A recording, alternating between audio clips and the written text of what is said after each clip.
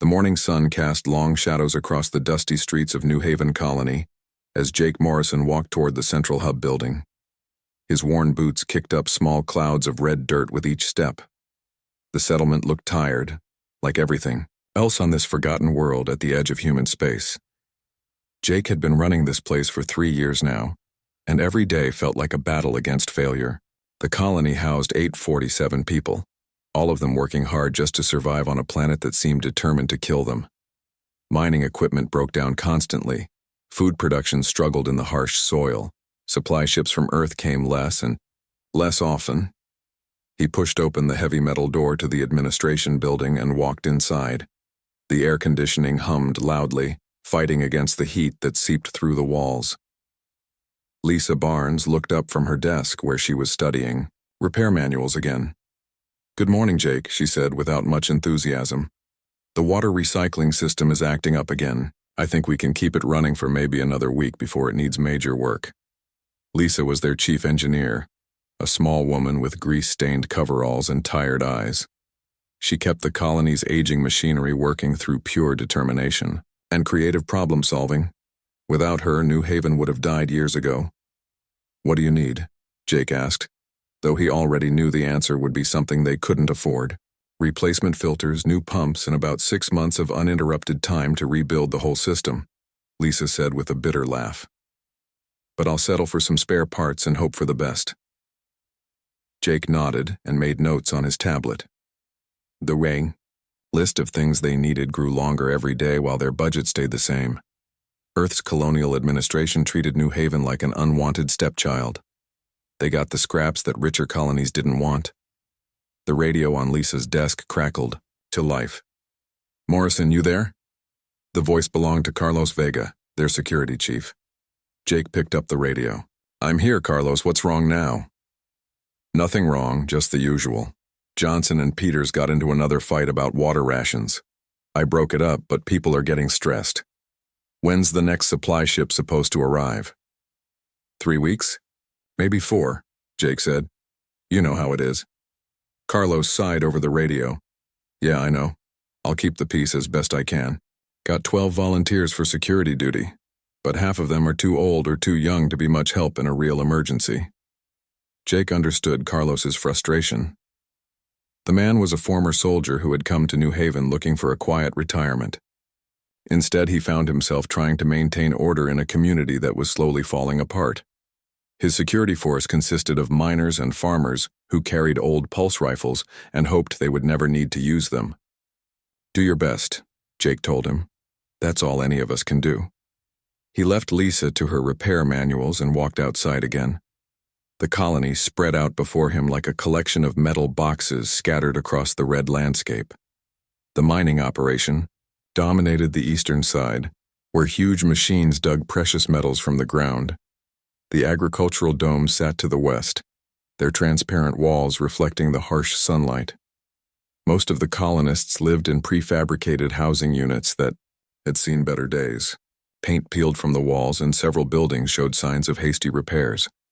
It wasn't much to look at, but it was home to nearly 900 people who had chosen this hard life over the crowded cities of Earth.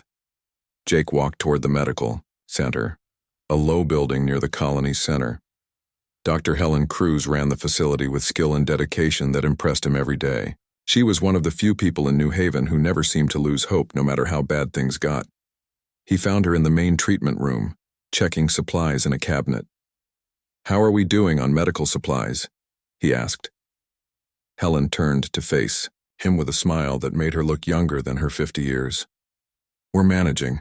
I've been teaching some of the colonists basic first aid so they can handle minor injuries themselves. It helps stretch our resources. Any serious health problems I should know about?" "Nothing major. A few cases of stress-related issues, some minor injuries from the mining work. People are tired, Jake, but they're tough. They'll keep going." Helen had a way of making everyone feel better just by being around. She organized community events, helped settle disputes, and somehow found time to provide excellent medical care. If New Haven had a heart, it was probably Helen Cruz. "I worry about morale," Jake admitted. "People signed up for frontier life, but this is harder than anyone expected." "They knew it wouldn't be easy when they came here," Helen said. Most of these people left comfortable lives on Earth because they wanted something different. They wanted to build something with their own hands to be part of something important. Jake looked out the window at the colonists going about their daily work. Miners heading to the excavation sites, farmers checking the hydroponic gardens, technicians maintaining the solar power arrays. They all looked tired, but they kept working. "Sometimes I wonder if we're just fooling ourselves," he said.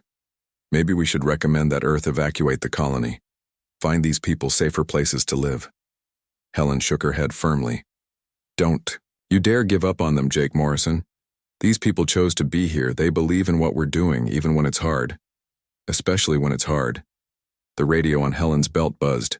"Dr. Cruz, could you come to the communications center? Amy needs to see you about something." "On my way," Helen replied. She looked at Jake. "Want to come along?" Amy sounded worried. They walked together toward the communications building, a small structure packed with radio equipment and computer terminals. Amy Patterson spent most of her time there, maintaining contact with other colonies and monitoring news from Earth. She was young, maybe 25, with short red hair and the pale complexion of someone who spent too much time indoors. "What's going on, Amy?" Helen asked as they entered the building. Amy looked up from her console with concern in her eyes. "I've been picking up some strange signals from deep space. Long-range sensors are detecting something big moving in our direction." Jake felt his stomach drop. "How big?" "Multiple ships, probably 8 or more. They're still several days away, but they're definitely heading for our system." Amy's fingers danced over her keyboard, bringing up star charts and sensor data. "The signature doesn't match any human vessels I know about." "Could be a new Earth fleet," Jake suggested, though he didn't really believe it. Amy shook her head. "I don't think so. The engine signatures are all wrong. This looks like alien technology." The three of them stared at the screen in silence. New Haven had always been so far from the major shipping lanes that they never worried about alien contact. The colony was too small and too poor to interest anyone, human or otherwise. "How long before they get here?" Helen asked quietly. "Based on their current speed, maybe 18 hours, Amy said. Could be less if they accelerate." Jake's mind raced through their limited options. The colony had no real defenses, no military ships, no way to evacuate everyone before the unknown fleet arrived. Their communications equipment could send a message to Earth, but help was days away at best. "Keep monitoring them," he told Amy. "Let me know immediately if anything changes." As they left the communications center, Jake wondered how he was going to tell 847 people that their quiet, struggling colony might be about to face its greatest challenge yet. The morning sun was climbing higher, and New Haven looked the same, as always. But everything had changed in the space of a few minutes. The forgotten colony at the edge of human space was about to discover that sometimes the universe noticed you whether you wanted it to or not. Jake Morrison stood in the communications room as Amy Patterson worked frantically at her console. The alien fleet grew larger on the sensors with each passing hour. 8 massive ships moving through space like predators hunting prey. "I'm picking up their communications now," Amy said, her voice tight with worry. "The translation software is working on it, but it's definitely not human." Static filled the room as alien voices spoke in harsh, clicking sounds. After a few minutes, the computer began translating fragments of their conversation. Jake felt his blood turn cold as he listened. "Easy target," the translated voice said. "Human colony shows no military presence. Small population. Weak defenses." Another alien voice responded with what sounded like laughter. "Good practice for real battles. These soft humans will surrender quickly." Amy looked up at Jake with fear in her eyes. "They're called the Corvani. The computer has some basic information about them from old Earth databases. They're a warrior species that conquers weaker civilizations." Jake grabbed the radio from Amy's desk. "Carlos, Lisa, Helen, get to the administration building right now, emergency meeting." Within minutes, the colony's leadership gathered in Jake's small office. Carlos Vega looked grim as always, his weathered face showing no emotion. Lisa Barnes wiped grease from her hands with a dirty rag. Helen Cruz sat quietly, her medical training making her good at staying calm in crisis situations. "We have a problem," Jake began. He explained what Amy had discovered about the approaching fleet. Carlos was the first to speak. How many ships? 8 confirmed, maybe more support vessels, Amy answered. They'll be here in about 16 hours. What kind of weapons are we looking at? Lisa asked. Amy checked her computer files. According to Earth intelligence, Corvani ships carry plasma cannons, particle beam weapons, and kinetic bombardment systems. Each ship can level a city. The room fell silent. Everyone understood what this meant. New Haven had 12 security volunteers with outdated pulse rifles. They had mining explosives and construction equipment. Against professional alien warriors, with advanced technology, they might as well fight with sticks and stones. Can we evacuate? Helen asked quietly. Jake shook his head. We have 3 small transport ships. Even working constantly, we couldn't move everyone before they arrive. And they'd probably shoot down anything trying to leave. What about calling for help? Carlos suggested. Already tried, Amy said. The nearest Earth military base is 6 days away. I sent a distress signal, but help won't arrive in time. Lisa leaned back in her chair, thinking. So we fight or we surrender. Those are our options. Fighting would be suicide, Carlos said bluntly. I've seen what modern weapons can do. We wouldn't last 5 minutes against a real military force. Maybe they'll accept surrender, Helen offered hopefully. If we don't resist, they might just take what they want and leave. Jake looked at the intelligence reports on Amy's screen. According to this, the Corvani don't usually accept surrender. They either enslave conquered populations or eliminate them completely. The weight of responsibility pressed down on Jake's shoulders. He was supposed to protect these people, but how could he protect anyone from 8 alien warships? The colonists had trusted him to keep them safe, and now he might have to watch them all die. I need to tell the colony, he said finally. People deserve to know what's coming. An hour later, Jake stood on the platform in the community center. Nearly every colonist had gathered, filling the large room with worried faces. Children sat with their parents, not understanding why everyone looked so scared. Miners still wore their work clothes, having rushed from the excavation sites when the emergency signal sounded. Friends, Jake began, his voice carrying across the silent room. I have difficult news to share with you. He explained about the alien fleet, keeping his voice steady and calm. As he spoke, he watched fear spread across the faces in the crowd. Some people gasped, others began crying softly. A few miners cursed under their breath. What are our chances? Called out Pete Collins from the back of the room. Pete ran the mining operation and never avoided hard truths. Not good, Jake admitted. We're outnumbered and outgunned, but we're not giving up without a fight. Roy Duncan, the maintenance chief, stood up. What can we do? Most of us aren't soldiers. We're survivors, Jake replied. Every person in this room chose to leave the safety of Earth to build something better. We've faced equipment failures, supply shortages, harsh weather, and dozens of other challenges. We're still here because we don't quit easily. Murmurs spread through the crowd. Jake could see people starting to think instead of just feeling afraid. Do we have any weapons? Asked Martha Webb, one of the agricultural supervisors. Carlos stepped forward. We have pulse rifles for the security team, mining explosives, and various tools that could be used as weapons. It's not much, but it's something. Lisa Barnes raised her hand.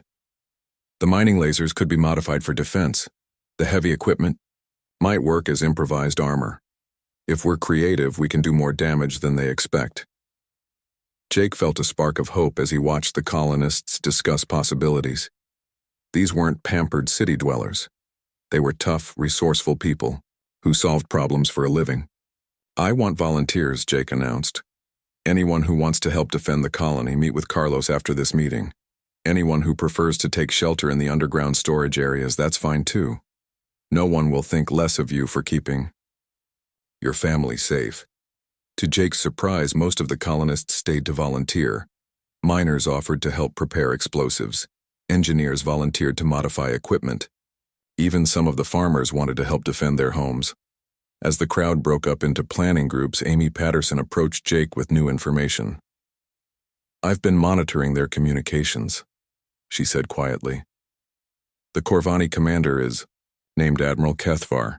He's treating this like a training exercise for his younger officers. They think we'll surrender immediately when they arrive. Good, Jake said. Let them underestimate us. There's something else, Amy continued. They're planning to broadcast surrender demands when they arrive. If we refuse, they'll start with orbital bombardment to soften us up before landing ground troops. Jake nodded grimly. How much time do we have to prepare? 14 hours, maybe less. The next 14 hours passed in a blur of desperate activity. The colonists worked with a focus and determination that impressed Jake. Fear had transformed into angry resolve. No one wanted to die, but no one wanted to live as slaves, either. Lisa Barnes led teams that converted mining equipment into weapons. The large excavation lasers were relocated to hidden positions around the colony perimeter. Mining charges were planted in strategic locations. Agricultural harvesters were modified with armor plating from storage containers. Carlos organized the defense teams and distributed weapons. He set up communication networks so every defender could coordinate their actions. The man who had wanted a quiet retirement was now planning the biggest fight of his life. Helen Cruz prepared medical stations and organized civilian shelters.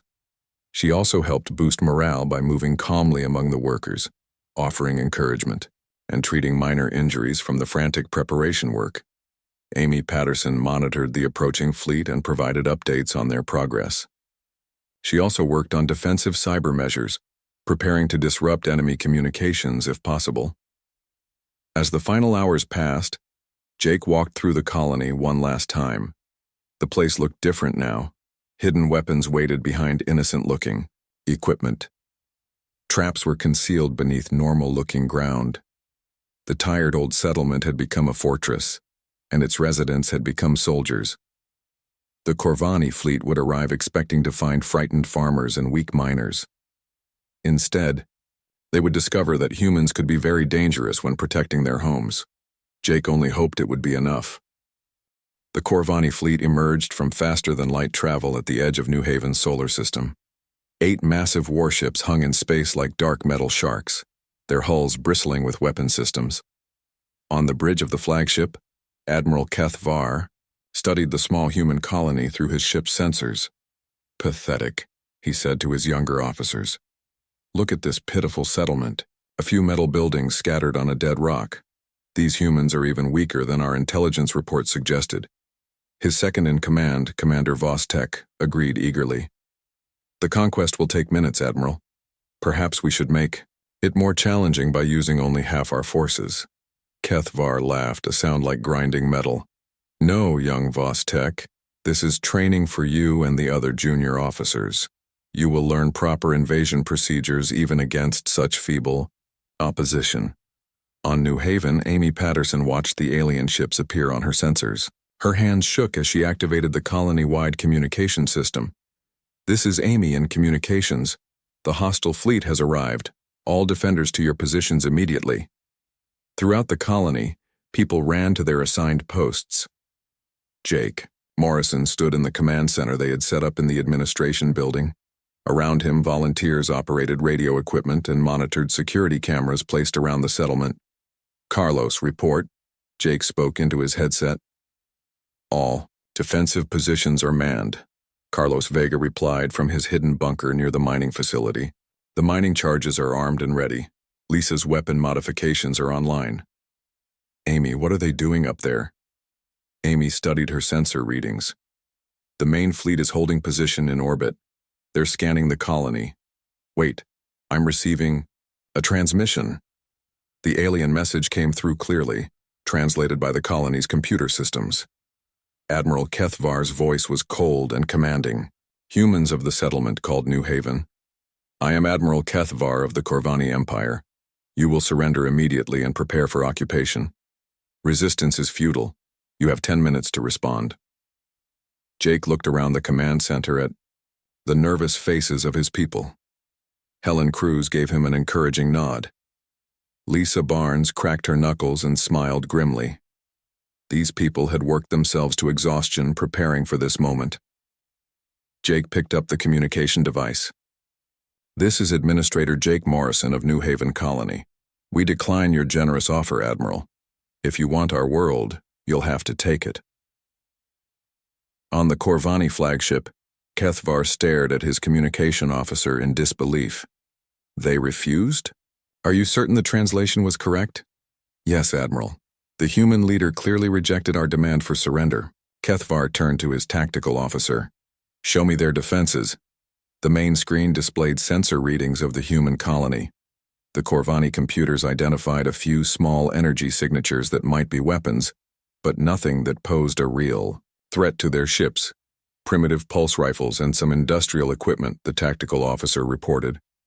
No orbital defenses, no military vessels, no significant armor or shields. Total estimated resistance time: less than 5 minutes. Excellent, Kethvar said. Begin the attack. Use minimal force initially. I want the younger officers to practice proper invasion techniques. Admiral, Commander Vostek asked, shouldn't we demonstrate our power with orbital bombardment first? Not necessary against such weak opposition, Kethvar replied. Deploy landing forces to the main settlement. The humans will surrender once they see our warriors up close. 4 Corvani transport ships descended toward New Haven's surface, loaded with armored soldiers carrying advanced plasma weapons. The aliens expected the human defenders to flee in panic at the sight of their superior technology. At 1432 local time, the first transport touched down in the flat area east of the colony. Corvani soldiers poured out of the ship, their powered, armor gleaming in the afternoon sun. They formed up in perfect military formations and began advancing toward the human settlement. Here they come, Carlos reported over the radio. About 40 soldiers from the first transport, more ships incoming. Jake watched through the security cameras as the alien soldiers marched confidently across the open ground. They moved like professionals, but they also moved like people who expected no real resistance. Pete, are you ready? Jake asked. Pete Collins answered from his position near the mining operation. Charges are set and waiting. Just give me the word. Lisa, how about those surprises you prepared? All systems green, Lisa Barnes replied. The aliens are walking right into our kill zone. The Corvani soldiers reached the outer edge of the colony's perimeter. They spread out in a standard assault formation, preparing to overwhelm any resistance with superior firepower and tactics. Now, Pete, Jake said calmly. Pete Collins pressed the detonator. The ground around the alien soldiers erupted in a series of massive explosions. Mining charges that the colonists had spent years accumulating for their excavation work now served a different purpose. The blasts threw dirt and rock hundreds of feet into the air, creating a wall of debris that blocked the aliens' advance. But the explosions were just the beginning. As the dust cleared, the Corvani soldiers found themselves in the middle of a carefully prepared trap. What they had thought was empty ground was actually a maze of hidden obstacles and weapons positions. Fire, Carlos ordered. The colonists opened up with everything they had. Mining lasers, repurposed as weapons, cut through. Alien armor like it was made of paper. Pulse rifles fired from concealed positions around the colony perimeter. Even the agricultural equipment joined the fight. Modified harvesters rolling out of hidden storage areas with armor plating welded to their sides. The Corvani soldiers tried to respond, but they were completely surprised by the intensity and coordination of the human attack. Their advanced training hadn't prepared them for enemies who turned farming equipment into tanks and mining tools into artillery. What is happening down there? Admiral Kethvar demanded from his flagship. The humans appear to have hidden defensive positions, his tactical officer reported nervously. Our ground forces are taking heavy casualties. Kethvar studied the battle through his ship's sensors. The energy signatures he was seeing didn't match anything in Corvani databases about human military equipment. Are those mining lasers? He asked in disbelief. It appears so, Admiral. The humans have modified their industrial equipment for combat. Hughes. On the ground, the battle was going badly for the Corvani. Their soldiers were trained to fight other professional armies, not desperate civilians who had turned their entire world into a weapon. Every piece of equipment the colonists owned had been modified, repositioned, or repurposed for this fight.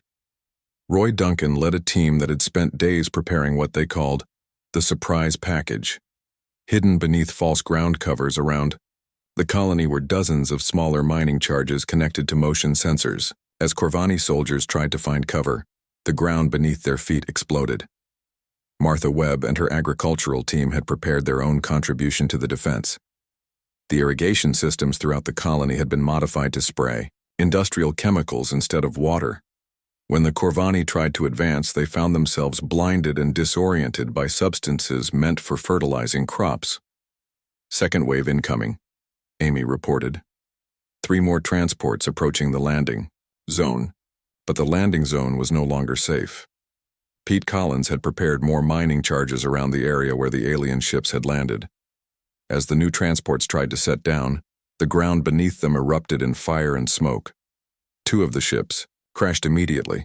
The third managed to stay airborne but was damaged and struggling to maintain altitude. Admiral, Commander Voss Tech called out urgently. "We're losing ground forces faster than expected. Request permission to begin orbital bombardment." Kethvar stared at the tactical display in growing anger and confusion. How were these primitive humans causing so much damage to his forces? It was impossible. It was embarrassing. "All ships, target the human settlement," he ordered. "Prepare for orbital bombardment. We'll turn this rock into glass." But as the Corvani fleet moved into position for bombardment, they discovered that the humans had one more surprise waiting for them. The asteroid field surrounding the planet, which the aliens had dismissed as natural space debris, suddenly came alive with movement. Lisa Barnes smiled as she activated the mining drones she had spent weeks reprogramming. "Let's see how they like this," she said. Lisa Barnes watched her computer screens as dozens of mining drones came to life in the asteroid field around New Haven. For months, she had been secretly reprogramming the automated machines that the colonists used to harvest minerals from space rocks. Now those same drones had a new purpose. Initiating asteroid bombardment protocol, she announced over the radio to Jake and the other defenders. The Corvani fleet hung in orbit above the planet, preparing to turn the human colony into burning ruins. Admiral Kethvar was furious about the losses his ground forces had suffered. He wanted to end this embarrassing battle quickly with overwhelming firepower from space. "Target the main settlement," he ordered his weapons officers. "Maximum power. I want nothing left of these troublesome humans." But as the alien ships moved into bombardment position, they found themselves surrounded by what they thought was harmless space debris. The asteroids that had been drifting lazily around the planet suddenly began moving with purpose. Mining drones, hidden inside hollowed-out rocks, pushed their asteroid hosts toward the Corvani vessels. The aliens' sensors detected the movement, but their computers classified the rocks as natural space debris affected by gravitational forces. "Admiral, multiple objects approaching from the asteroid field," reported the tactical officer. "They appear to be random rocks dislodged by our engine wash." "Ignore them," Kethvar said impatiently. "Focus on the surface target." The first asteroid struck the Corvani cruiser lightning strike on its port side. The impact sent shockwaves through the ship's hull, damaging weapon systems and causing emergency alarms to sound throughout the vessel. "That was no random collision," the tactical officer said with growing alarm. "The trajectory was too precise. More asteroids slammed into the Corvani ships. Each impact was guided by mining drones that the colonists had been using for 3 years to extract valuable materials from space rocks. Lisa had reprogrammed them to target the largest energy signatures in the area, which happened to be alien warships. "Evasive maneuvers," Admiral Kethvar ordered. "Get us clear of this debris field." But the asteroids followed them. Dozens of rocks, each one guided by hidden drones, pursued the fleeing warships like a swarm of stone missiles. The Corvani had never faced anything like this kind of attack. On the planet's surface, Roy Duncan was preparing his own surprise for the alien fleet. He had spent weeks converting the colony's fusion reactor into something far more dangerous than a simple power source. "Jake, I need 5 more minutes to complete the power buildup," he reported over the radio. "You've got it," Jake replied. "Lisa, keep those ships busy." Lisa grinned as more asteroids found their targets. 2 Corvani ships had already suffered major damage from the rock bombardment. Their shields were designed to stop energy weapons and missiles, not solid chunks of stone moving at high velocity. "How are they controlling the asteroids?" Commander Vostek asked in panic as another rock smashed into his ship's engine section.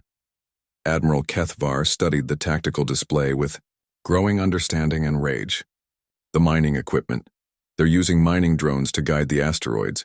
These humans have turned their entire industrial operation into a weapon system. The realization came too late. 3 Corvani ships were already badly damaged and falling, behind the main fleet. The asteroid bombardment continued relentlessly, with each impact causing more destruction to the alien vessels. But the colonists weren't finished yet. Amy Patterson had been working on her own contribution to the battle. She had discovered that the colony's communication systems were far more advanced than they appeared. "Jake, I'm ready to try something," she announced. "The Corvani use standard military communication protocols. I think I can disrupt their coordination." "Do it," Jake ordered. Amy activated a program she had been developing in secret. What looked like a simple radio system for talking to other colonies was actually a sophisticated electronic warfare suite. Jamming signals flooded the space around the Corvani fleet, cutting off communication between their ships. "Admiral, we've lost contact with the Thunder Hammer and the Star Crusher," reported the communications officer aboard the flagship. "Restore communications immediately," Kethvar demanded. "I'm trying, sir, but something is blocking all our frequencies. The jamming is too strong to overcome." Without coordination between their ships, the Corvani fleet began to fall apart. Captains made independent decisions that conflicted with each other. Some ships tried to continue the orbital bombardment while others attempted to retreat from the asteroid field. The confusion gave Roy Duncan the time he needed to complete his project.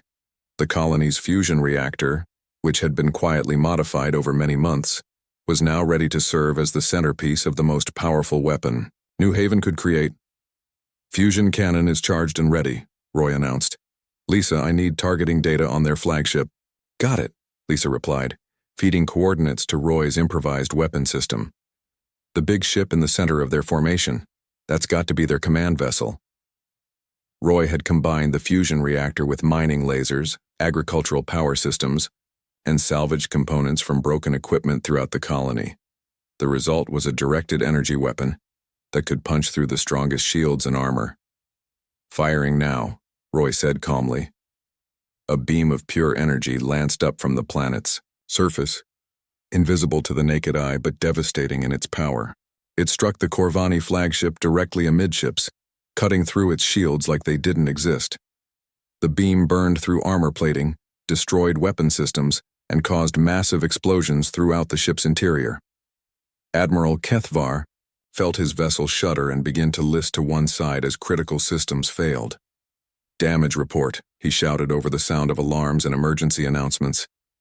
"Main power is offline," his engineer reported. "Weapons systems destroyed. Life support failing on multiple decks. We're dead in space, Admiral." The other Corvani ships tried to help their flagship, but they were still under attack from guided asteroids and dealing with communication problems. 2 more vessels suffered direct hits from Roy's improvised fusion cannon before they could move out of range. Meanwhile, on the planet's surface, the ground battle was going just as badly for the alien forces. Dr. Helen Cruz had contributed her own expertise to the defense by reprogramming the colony's medical nanobots. "Deploying electronic warfare nanobots," she announced as she released clouds of microscopic machines into the air around the landing zones. The nanobots, originally designed to repair human tissue and fight diseases, had been modified to attack electronic systems instead. They swarmed over Corvani equipment, infiltrating their armor and weapons through tiny gaps and openings.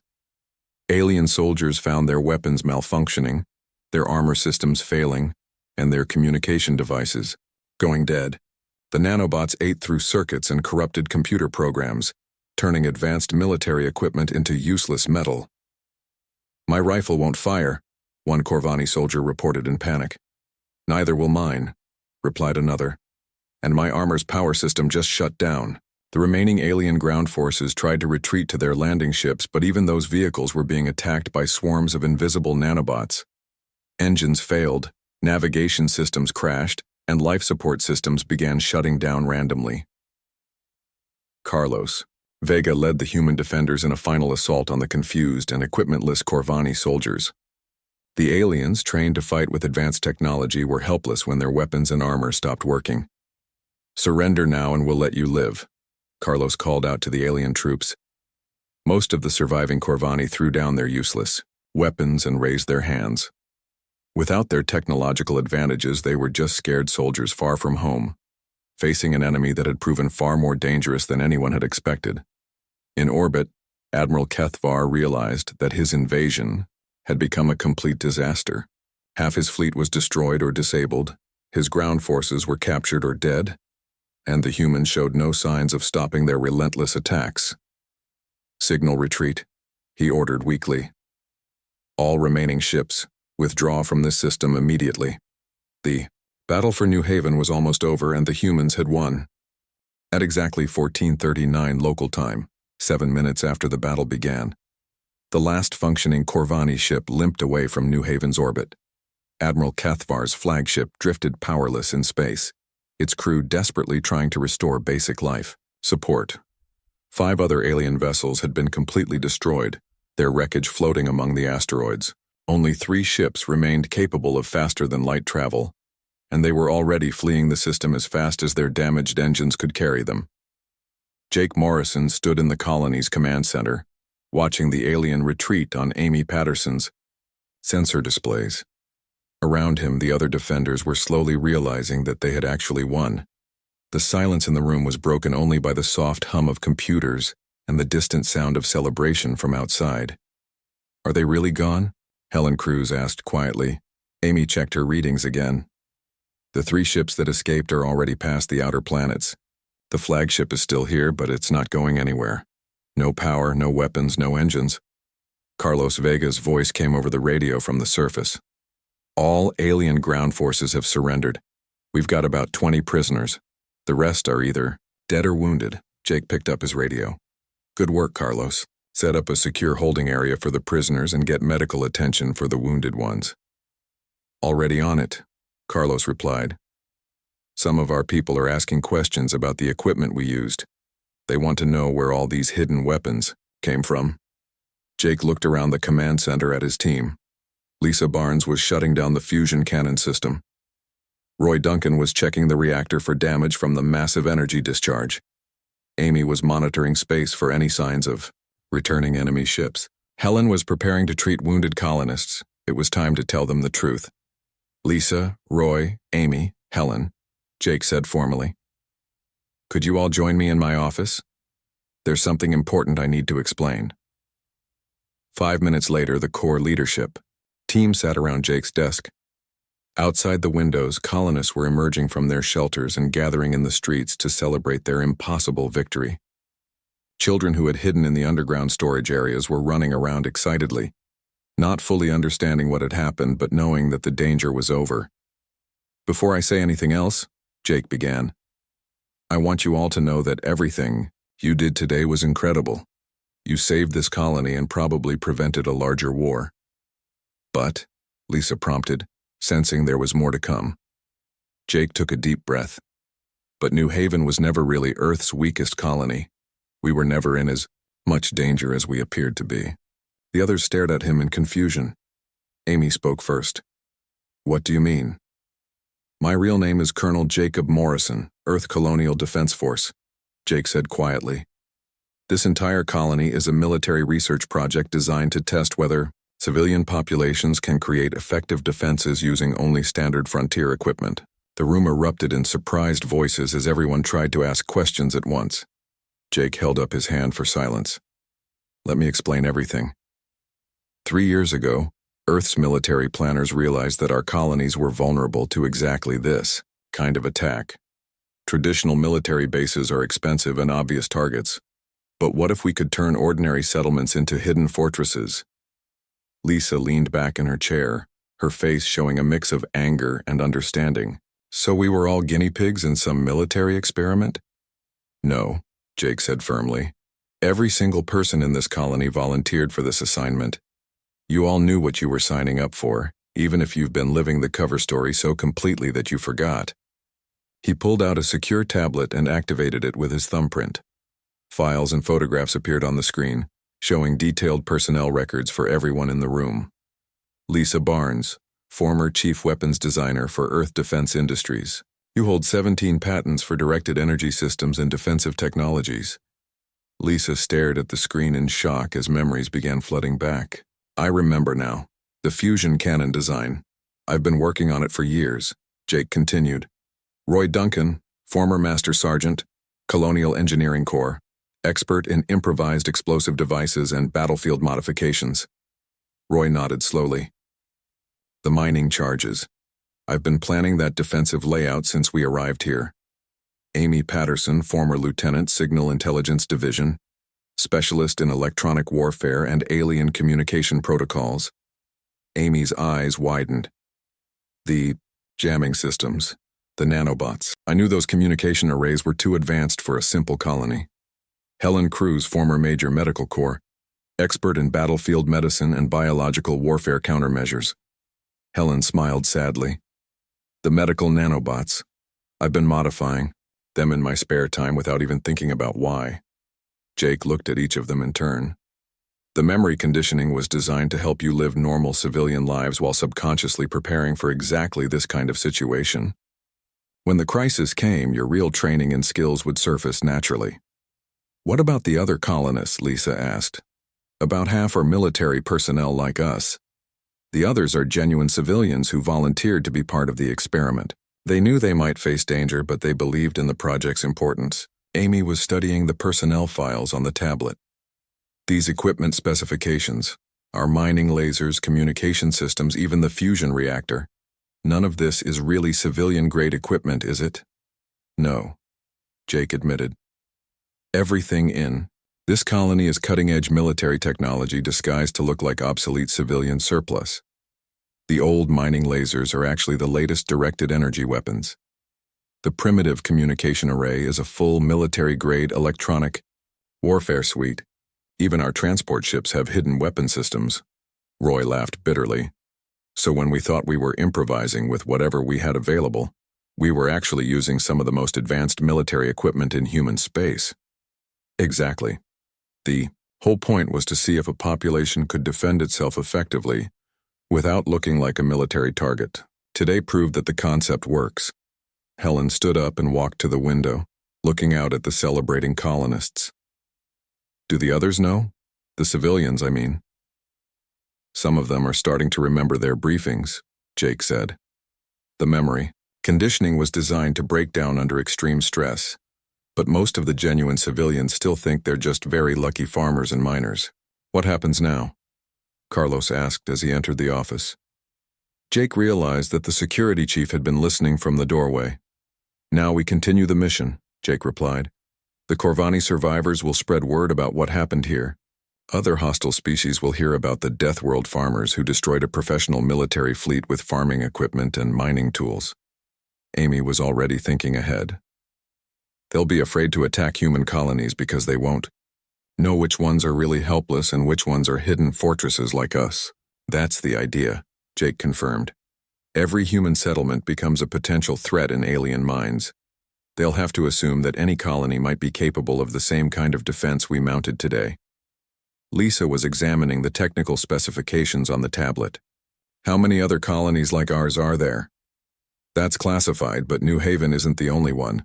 Earth has been quietly establishing defensive research colonies throughout human space for the past 5 years.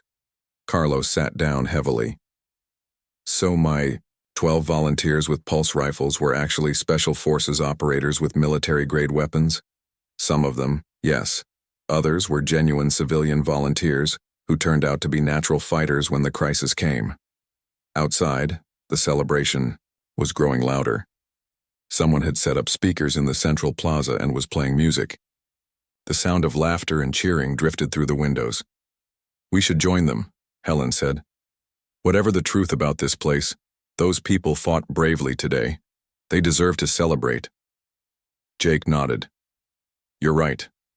And remember, the cover story continues.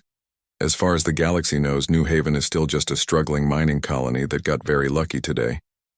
As they prepared to leave the office, Amy had one more question. What about the Corvani prisoners?